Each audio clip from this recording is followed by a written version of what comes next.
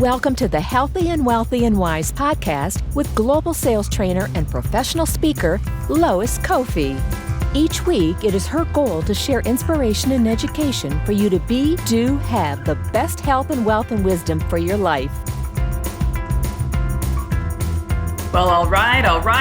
Happy Friday, everyone. It is Coach Lois here with our weekly Healthy and Wealthy and Wise podcast show. Again, I'm your host, Lois Kofi. I'm a sales trainer turned podcaster, thanks to the pandemic. And we are here every week to inspire you, educate you, and equip you with the tools to be your highest and best self, to have your best health, your best wealth, whatever that means for you. And then, of course, the wisdom to know the difference and to really be true to yourself. And so I'm super excited about this month. Most of you guys already know here in the Healthy, Wealthy, and Wise community, it's been Suicide Prevention Month, focusing a lot on mental health and the body-mind connection. For those of you who don't know, I've lost 8 friends and a neighbor to suicide. I've struggled with depression myself. And so I'm really excited today to have my guest, Monica Dubay in Orlando, Florida, here to talk to us today about how you can heal your mind and heal your life. So I'm just going to dive right in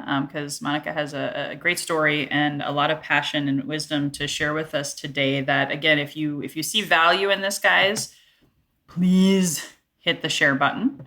You know what to do. If you're just tuning in live, comment below #live where you're tuning in from, #replay if you're on the replay. But most importantly, take notes and share this with someone that you love and care about. You just might change and or save a life. So Monica is an author, a transformational mentor, healer of the mind, like I shared with you. She's been working with the mind for 30 years, guys, and she's a spiritual teacher. It's one of the many things that I love about her. And so I'd love for you to share your story, Monica, and what drives you and what you do to help serve people. Sure. Oh, great. Thanks so much for having me, Lois. It's so exciting to be here. My story starts, I guess, back in 1989 when I was in New York City, and I hit this wall of depression and anxiety. I had given up my love, which was to be a classical musician. And I thought I was going to be able to do that. I had a master's in performance, and everything kind of collapsed. I wasn't able to do it for a living. And although I was playing, and doing some gigs here and there, like in Lincoln Center and other places, and making to the finals of, an orchestra in New Haven, Connecticut for first chair, I didn't get it, and it was very discouraging. And so back then I just thought, well, I have to make a living. So I gave it up and I went to work in corporations, ended up working in banks and insurance companies on Wall Street, walking around in heels and wearing a suit. And I think after 4 years, I was just like, who am I? It was a big imposter syndrome. Like, I don't belong here. I don't know what I'm doing here. But I didn't really get all that until afterwards, that was the cause of why I was so upset and so depressed. I tried to go to doctors and therapists, and they just wanted to talk, and that didn't really work for me. I did get hypnosis, which helped a little bit, but I ended up finding this little book called You Can Heal Your Life by Louise Hay. And it opened up a world to me because it was all about changing your thoughts. And that if you can learn how to change your thoughts, you actually have power over your life. And so I started doing it. And she had these little meditations that I would do. And I got happy and I got much more connected to myself. I started feeling grateful for everything, like my refrigerator, like every little thing that was, you just don't know. You're just grateful for life itself. And I got into that state, and then I kind of looked further, like, how'd she learn all this, right? And I found that she recommended a course in miracles, and I didn't know what that was. And I went to a course, the New York Open Center, started taking an introductory course to it. And it had a program of like 365 lessons. You do one every day, and your mind gets trained into thinking a whole different way. Like, instead of fear, love. Right? So people say that now, love is the opposite of fear. So the course itself became a really powerful part of my life. And I actually have been doing it for the whole time since then, 30 years, 30 plus years. And teaching people, yeah. And I actually, joined a spiritual community. That's all we did, Course in Miracles, and we went and traveled the world teaching and setting up healing centers. So I've been really actively involved with that for many years, and it's still dear to my heart. It's nothing I'd rather do but than teach A Course in Miracles and how you can apply it to your life. So that's my story. That's amazing. And I know there's so many people out there that are searching. And you talk about, we talked about this before, but you did also mention imposter syndrome and how those voices, I call them the voices in our head. I know some people like, whoa, that sounds crazy, but I'm not talking about like schizophrenia, right? Like we all have these voices Yeah. that are so negative. And, Yeah. and society's addicted to fear. Like you turn on the news, fear, you see commercials, fear, you go so many places. There's a lot of fear-based thinking. We're just surrounded by it. Yeah. So I know there's a lot of ways we could talk here, but where does someone start in this world that we're living in? Well, the first thing is to become aware that everyone has that voice. Everyone has the attacking voice in their head, okay? It's what we call in the Course in Miracles the ego mind. It's just the part of you that really is very confused about what it is and who it is. And so it never quite feels at home or at peace. So it's always judging. And it's criticizing you first and then criticizing others. And so it has this incessant need to continue to really try to be right. It really is about, I'm trying to be right. I want to know what's going on. It's all intellectual mostly. And so it's defending itself always with this, I'm right and you're wrong. And if you feel that way, I mean, most human beings do most of the time, you want to be right. Yeah. But the key of the course says, do you want to be right or do you want to be happy? Because you can't really have both. Because being right separates you from people and separates you from really who you are. But being happy means, I think I might be wrong. How about if I choose something else? What if I chose a different thought today? And so it's practically, in a practical way, teaching you to undo those fear thoughts and teaching you that you have power over what you believe. And that's really important, especially now, because we are being fed a big narrative that there's us and them, and there's a big ploy to get us to be at war with each other over crazy stuff. And, of course, they're using the vaccine and all that for that. But here's the thing. We do have power over that. We don't have to fall into that narrative and be a victim of it. But we have to be aware that that's what's going on, first of all. Yeah, the conscious mind is so underrated. So many people are on that hamster wheel, autopilot, right? It's easy to stay stuck in that whatever you want to call it. It is autopilot. It's the conditioning. You grow up with being biased about religion and about society and about what you're supposed to do with your life and what's going to work, and we all fall into it, whether we like it or not. We're in it. It's like we're in the soup. We can't distinguish that. But what we can do is recognize that we're actually caught in it when we keep giving meaning to everything by thinking we know what it all means. So the lesson of the Course in Miracles, the first lesson is nothing I see means anything. And that's like clean slate, right? Nothing I see means anything. But I'm giving it meaning. Lesson two is I'm giving everything I see all the meaning it has for me. And so we're always constantly making meaning out of everything. And that's why we're stuck. But we could give it a different meaning. We could allow it to be kind of shown to us what it means, rather than keep telling it what it means. Yeah, rewriting that story, right? Yeah, because it's all a story.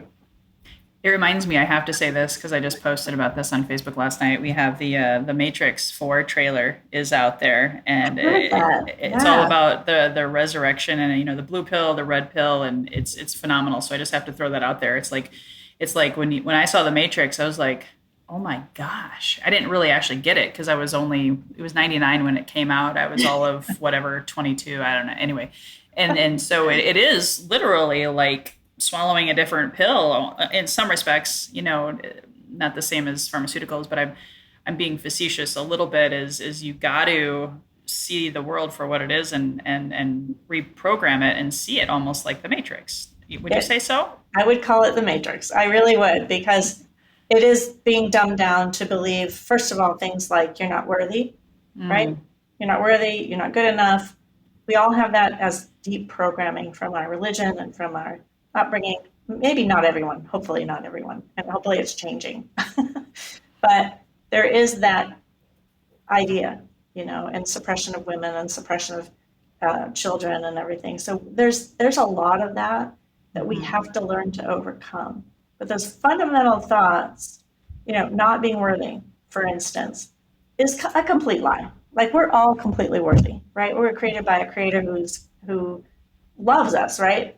So I have to go from that premise that God is a God of love, not punishment. So if I think God is going to punish me, then I'm screwed. Because then I'm watching every little thing I do, and and you're always there. But there's no real. It doesn't really make sense that a God of love would punish me. So the course really challenges all of that, all of the belief system, and really teaches you that you have the power to change your life, to forgive, to let go, and be at peace within yourself. And that's an experience.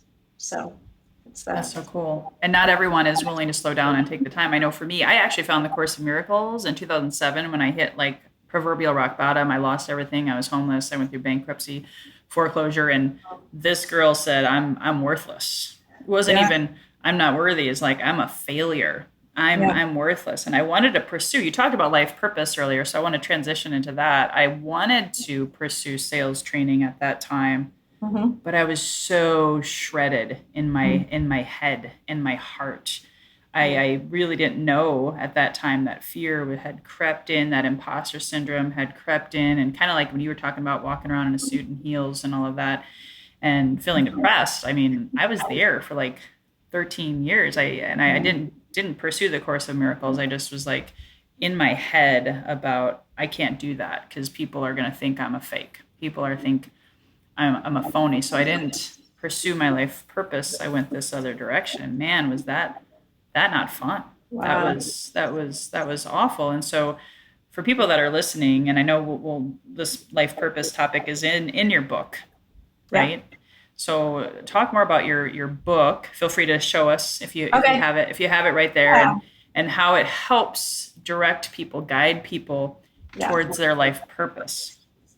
Yeah. So the reason I wrote it was because I coach a lot of women to find their purpose and to come into the light of who they are and what really they're passionate about. What do they really care about the most?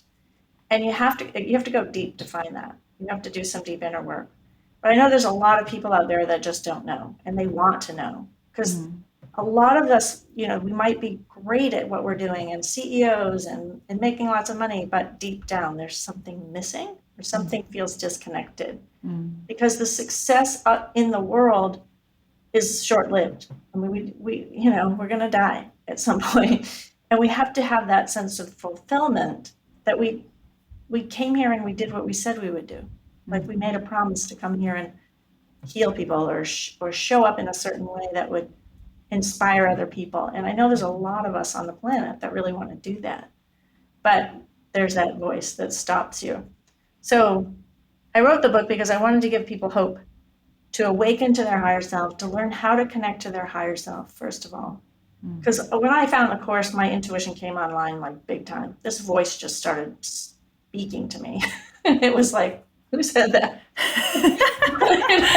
It was like, this was a good voice. This was the good voice. It was a really great voice, because it was like, but it was powerful. It was like, okay, you're going to quit your job, because I hated my job, right? You're going to quit your job. You're going to go work for Marianne Williamson, and you're going to start teaching A Course in Miracles. And I was like, who, me? Who's that? Like, what? But sure enough, that's what happened in the next several months. I ran into her. I was going to her lectures in New York anyway. But I ran into her in the bathroom, and I just said, this voice keeps telling me I'm going to work for you. And she goes, oh, good. Send me your resume. I'm like, it's kind of weird, isn't it? And she goes, no, that's how this works. It's okay. Get used to it. So I did. And the next thing I knew, I was hired to work for her. And I left my corporate world and worked in nonprofit, helping people, because that was when AIDS was a big deal. Mm. Nothing like COVID, but like now we get to kind of revisit what that was like. A lot of people were dying. And so I did that, and that's when everything changed because I followed that voice and I Mm. never stopped. So, Wow. That yeah. is so cool. I did put up your website already a little bit earlier in the show Oh, than I thank normally do, just to let people know where they can get your book, Heal Your Mind, healyourlife.com. Of course, that'll be dropped in the show notes. And wouldn't you say, as you work with your clients and my passion for suicide prevention and awareness and what's going Yes. on, I feel like a lot of all of my 8 friends who chose that path and way of moving on to the next life, a lot of them struggled with their life 8? purpose. Did you say 8 friends? Yeah, Oh my yeah, gosh, Lois, that's horrific. Wow. yeah. Trust me, I could probably use a little more conversations with you, but anyway, Yeah. I'm just Wow. being transparent with you guys. It hurts my heart, and I've had Yeah. visions. I've had visions. They come to me and they say, "Lois, you need to be our voice." Oh, wow. Well, we do need to talk later. Yeah. So I'm holding back Yeah. tears, but that's why I do this, this whole month to Mhm. remind people that you matter, you have value, and don't give up on finding why you're here, which is what we're talking about. It's so critical. It's so critical now, and I've coached even like college age women who weren't going to class because they had this big, I'm not worthy and people don't love me and they don't like me. Mm, And after working for a little bit, they learned that that wasn't true. And I'm like, mm, and they have a big breakthrough and they go to class and they graduate with honors, because it's really just questioning that fundamental belief that you're not worthy, that there's mm, nothing here for you. And that's mm, not true. You've come here with a purpose, and the purpose is a sacred purpose, really. Once you find it, you'll find out what it is you're meant to be doing. But I can mhm, understand, and I've had transitions where I felt really like, I don't know what I'm doing here. What the heck? mhm, Even since I found the course, like having to move. I've had 3 marriages and 3 divorces. Like, but my third divorce really rocked me. And that's when I realized I was doing massage and body work, and I had to mhm. give that up to do what I'm doing now. But Wow. I didn't see what I was supposed to be doing. I just knew my prayer was, I want to have more impact. Please show me how. And the next thing I knew, my life was falling apart. And it was Wow. really hard because I didn't have any money, and I moved. Someone gave me some money, and I moved to the east, back to Maine, where I was from. And this voice again, keep blogging, keep doing what you're doing, just blog, Mm, follow my guidance. I didn't bring you here for nothing. My voice, the inner voice kept telling me what I needed to do next. Still does every single day. So I think when we find our intuitive connection, that gives us a whole lot of hope and a feeling of purpose. But mm. we need the coaches and the healers to come out of the woodwork now and really be out in the world and don't be afraid, to shine your light and to help people. So that's why I'm doing what I'm doing, because I'm very passionate about helping people with the mind and what stops you. And yeah, suicide's really, really a problem right now. And so is just depression, because COVID was rough and still is. It was rough last year. I just moved to Orlando. I had a couple of friends. I had a boyfriend I was seeing for a couple months, and everything shut down. And then we broke up, and then there was just like nothing. And I was living alone for the first time in my life. It was Mm. really hard in a brand new city. But I went inside. I knew enough. I had lots of tools, of course. Mm. And I got serious about my business and about writing my book and finishing it. So I channeled all that energy into doing stuff and making videos and putting videos up all the time. And getting a coach was critical. And it still is. I hired coaches all the time. I mean, I hired you. I mean, we just got through like a 3-month program together.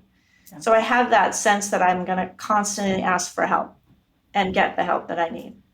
I love that. Yeah, I have a saying, when in doubt, reach out. No one Yeah. succeeds alone was the title of my first book. And I think about all the coaches and mentors that along the way in life guide us to that next open door and that next opportunity. And that's the hope that you have, and you have these tools. And I just want to remind anybody that's just tuning in, please hit the share button. And if you find this on YouTube later, this is some really powerful stuff. As I know we go into like the next 10 minutes of the show, do you have any tips from your book? Because I think part of the thing that was a struggle for me, and why it was so easy to squash down that voice, the positive voice, and just go on the hamster wheel of autopilot, is because I just busied myself, right?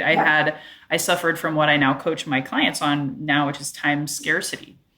Oh, there's never enough time. I got to work 7 days a week. I gotta do this. I got to do that. I got to say yes to this and that and all of the things, just because I didn't want to slow down to quiet that voice and just be able to listen and go inward, because sometimes that can be messy, right? Sometimes that awareness, got to go to proverbial hell to get to heaven on the other side. And I remember feeling so lonely when I slowed down.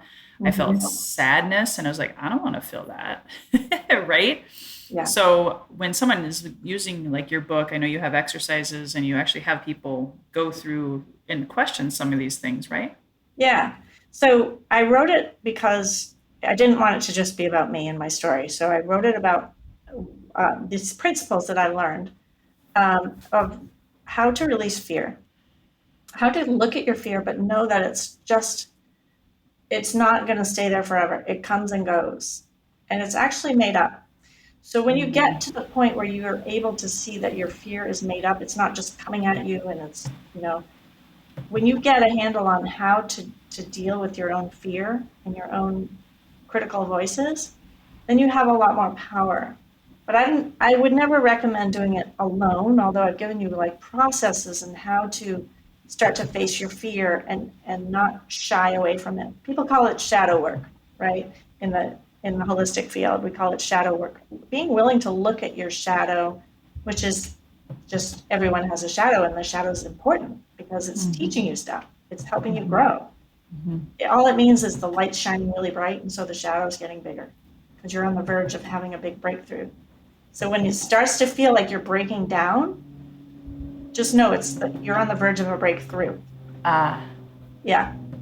And I love that. Yeah, breakdown before breakthrough. Write that down, guys, because I had heard that from a coach years ago too, and so it helped me give myself permission to have a breakdown, because a lot of times, as women especially, we got to keep it all together. Like, we're super moms, super spouse, super partners, super hear me roar, right? Yeah. And so turns you into crazy woman, though, right? I mean, it turns you into like and I know I can get in that state sometimes if I work too much, right? If I don't take care of me, and I'm always like, go, go, go, got to help my clients, got to get more clients, got to do this and that and blah, blah, blah. I can get caught in that too, and then forget that, oh no, I'm supposed to be having a life here. It's supposed to be fun. This is supposed to be joyful, because I don't want to show up, with fear in my mind. I want to show up with a solution. So yeah, it's a practice, and I think it does take something to get to the other side of it. But I would suggest, and I've studied with a lot of healers. I was with a master for 10 years, full time. Wow. Yeah, in Wisconsin. Yeah, incredible teacher, and it's really it's a confrontation to shine light on your fear or shine light on the sad parts of you. But if you don't do it, it's still going to be there. But if you do shine light on it and you learn how to do that with love and compassion for yourself, which is what I teach in my program, is teach everybody how to, face that part of you. It's just a wounded child, that's been hurt, and it needs your attention and your love because you're an adult now. You have the skills. If you can hook up to your higher self, that's what I talk about in the book, teach you how to real exercises on connecting with your higher self, how to actually do that. It's not that hard. You just have to learn how to do it and how to be sensitive enough to know it's right here. It's right here with you, right? But how to access it when you're in pain, to just love that part of you, really hold it in love and know that you're safe. Well, it also takes a muscle, right? So that's what I talk about. I coach on lead and time management, but a lot of times, I want to refer more people to you too, because there's that muscle. Yes, it's great to learn about tactics and strategies. And yes, it's great to figure out how to put all the right things into place for your day to maximize your potential, I think a lot of us, at least I can speak for myself, it's easy to just put off that connecting to the higher self. I'll get that, I'll get to that later. I'll get to that later. I gotta have all this other stuff in order now. However, wouldn't you say the opposite is probably true? Being able to be your highest and best self, to really develop that intuition, listen to that inner voice, is going to actually help you be more effective and productive, right? Way more, because you're going to be coming from a place of peace and connection, rather than the hamster wheel. Gotta go, gotta get done, gotta do all those things I gotta do to get where I want to go. That's more of the matrix. You're caught in the matrix if you're just doing that, and you think, oh, I'll get this, I'll get the husband, I'll get the kids, I'll get the money, and then you get all those things and it all just goes, what? Wait a minute. This wasn't what I thought it was going to be. And that happened to me when I was 40, and I ended up getting divorced because I had all those things. I had money, we had a hit Broadway show, we had, 2 kids, a big house in the burbs of New York, and I just was like, something's wrong. Yeah. Well, I had this horrible pain in my stomach, and it wouldn't go away. I'm like, what is this? And then I realized I heard this chanting in my head, and I knew where that was, and I went up to this ashram in the Catskills and just sat there for I think it was 10 days, and meditated and cried, basically cried my guts out for 10 days while they chanted Om Namah Shivaya. Like, they just chanted, and I was just crying. I was going through a big transition. And within a few months, I was in a lot of light afterwards. I mean, huge light insertion afterwards, where I knew this was an illusion. I knew that love was the answer. And I changed my life and moved to Wisconsin from there. But wow, it's in the book too.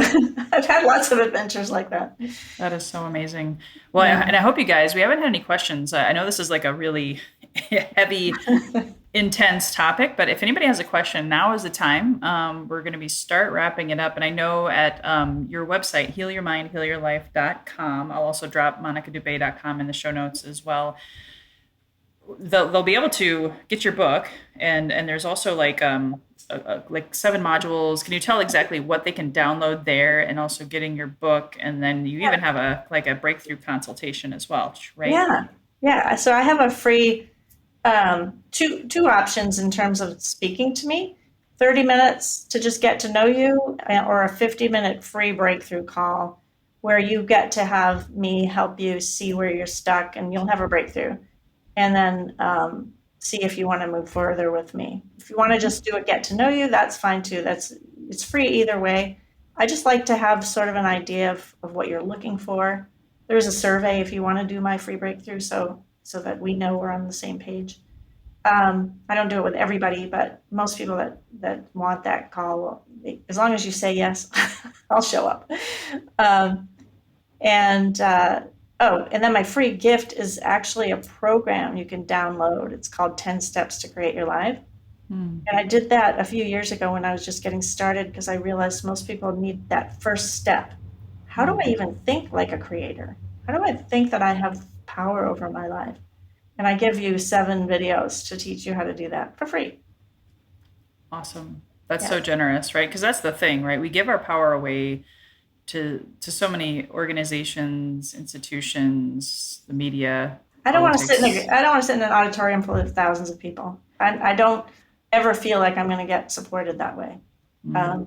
It's okay. I'm sure a lot of people have been helped by that kind of, but I think a lot of women, especially, we're different. Like, we need women leaders. We need the holistic healers just to come out and start helping with all that's going on. And we're different. We don't approach life the same way, And I won't go into it, but there's a lot of reasons why. But we come from our heart, and we have compassion, and we also have to overcome the blocks that we have in our mind, like our worthiness and our money blocks. So I coach a lot on those 2 topics in all my programs. I give these bonus programs to people so they can do that. Yeah, there's a lot of, we didn't even get to that because that could be a whole nother topic. There's so much fear around money, a lot of scarcity stuff, and a lot of scarcity comes from that fear, not enough time, not enough money. Those usually are like right up there. And so I'm so grateful to have you here today. I want to give a shout out to Sean Waite, another great presentation. He's giving you applause. So thank you so much. I just want to go over a couple announcements and reminders for the Healthy and Wealthy and Wise community. And then I got one more question for you, Monica. So just want to remind you guys that this is Suicide Prevention Month. September, the whole month is got a huge focus on that, because there's a lot of people hurting. The suicide rate is up, depression is up, all of the things, right? And we just want to shed light and bring people together, and having these conversations is so powerful. So please share this link. I'll drop it in the show notes as well, suicide-prevention.now.site. You'll see Monica's interview, last week's interview, next Tuesday. We have my TEDx coach, Frank King. He actually is the mental health comedian, and he actually did attempt to commit suicide. And so that was his first TEDx talk of 6, and talking about his journey, his story. So it's a special episode. It's Tuesday, not Friday. So next week, Friday, we will not have a show, but Tuesday at 3:15 Pacific, or 3:30 Pacific. You guys can tune in and hear Frank's story. Also want to remind you guys, for those of you who have been following me, another part of my passion and my heart was creating my own virtual summit that goes really well with this topic. That's why it's at the beginning of October. So just exactly in the order that this is called: manifest and then monetize. So if you manifest your highest and best self, we have some amazing, powerful spiritual healers, coaches, teachers. You're going to love it. Monica, I hope you can attend. Maybe be a speaker at my next one. It's all about, creating that harmony within, so that you can go and manifest and monetize without. So please sign up at manifestandmonetize.com. And I'm also looking for promotional partners. If you want to help spread the word about this summit, it's going to be massive and going to impact and improve the lives of so many people. People are going to walk away changed forevermore. So please reach out to me, shoot me a message on Facebook or an email, and I'll get you signed up as a promo partner. And then you can get referral income for spreading the good news. So in summary, in closing, my favorite question, I always love to learn from my guests, all the great content today, but also when you hear the phrase healthy and wealthy and wise, Monica, what comes up for you? What does that mean for you? Wow. I love it. I mean, I think it's all of that, right? We all have to be in our wisdom to know how to be healthy and wealthy. But wisdom's first for me, and then healthy, because from wisdom comes your health, and then wealthy is the means to do what you're here for. Awesome. Yeah. I love it.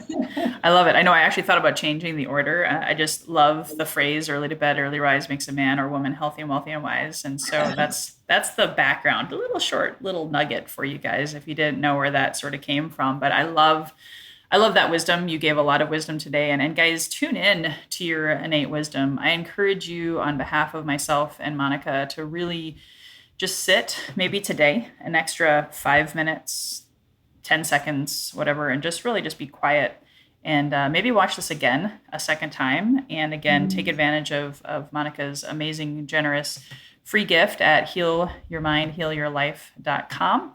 So again, as a general reminder, guys, we will not be here next Friday. We'll be here on Tuesday afternoon.